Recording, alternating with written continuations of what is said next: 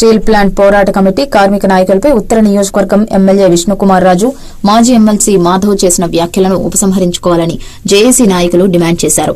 ఈ మేరకు బుధవారం ఉదయం జీవీఎంసీ గాంధీ విగ్రహం వద్ద వారి వ్యాఖ్యలకు నిరసనగా అఖిలపక్ష కార్మిక సంఘాలు నిరసన చేపట్టాయి.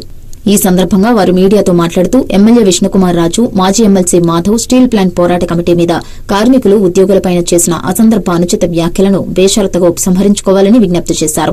గత 4 సంవత్సరాలుగా రాష్టమంతటా కార్మిక వర్గం ఐక్య ఉద్యమాలు నిర్వహించడం వల్ల ఎన్డీఏ కుటుంబం నాయకులు తాత్కాలికంగా కంటి తుడుపు చర్యలు చేపట్టడానికి ప్యాకేజీ విడుదల చేశారన్నారు. ప్రైవేటు రంగంలో కాకుండా విశాఖ స్టీల్ ప్లాంట్ ను ప్రభుత్వ రంగంలోనే కొనసాగించాలని మోడీ చేత ప్రకటన ఎందుకు చేయించలేకపోయారని ప్రశ్నించారు. పైగా కార్పొరేటర్లకు కట్టబెట్టడానికి విశాఖ స్టీల్ ప్లాంట్ ను ప్రైవేటు పరం చేయడానికి కుట్ర పన్నుతున్నారని విమర్శించారు. ఎట్టి పరిస్థితుల్లో స్టీల్ ప్లాంట్ ను ప్రైవేటు పరం కానివ్వమని స్పష్టం చేశారు. స్టీల్ ప్లాంట్ ప్రభుత్వం రంగంలో కొనసాగే వరకు పోరాటం చేస్తామని తెలిపారు.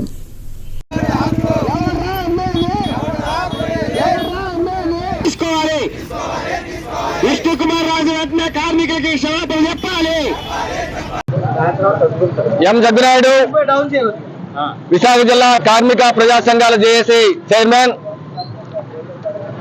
విశాఖ స్టీల్ ప్లాంట్ కార్మికులపై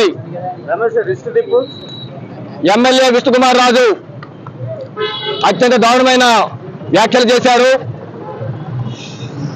కార్మికులకు ఇష్టం లేకపోతే రిజైన్ చేసి బయటికి పొండి, వీఆర్ఎస్ చేసి బయటికి పొండి అని చెప్పని ఆయన వ్యాఖ్యలు చేశారు. దీన్ని జేఏసీ తీవ్రంగా ఖండిస్తా ఉంది. రాజుగారు వెంటనే తన వ్యాఖ్యలు తీసుకోవాలి, కార్మిక వర్గానికి క్షమాపణ చెప్పాలని చెప్పి మేము డిమాండ్ చేస్తున్నాం.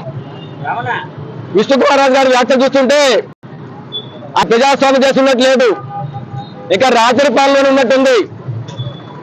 స్టీల్ ప్లాంట్ అక్కడ ఉంటుంది, కార్మికులు అక్కడే ఉంటారు. ఎన్నికలు వస్తుంటాయి, పదవులు మారుతుంటాయి, పార్టీలు మారుతుంటాయి, కానీ స్టీల్ ప్లాంట్ కార్మికులు అక్కడికి పోడు. ఇది రాజుగారు గుర్తించాలి. ఆయన రాత్రి వారసత్వం నుంచి బయటకు రావాలని చెప్పి డిమాండ్ చేస్తున్నాం.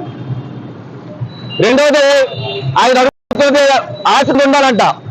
దేనికంటే ఆసక్తి ఉండాలి?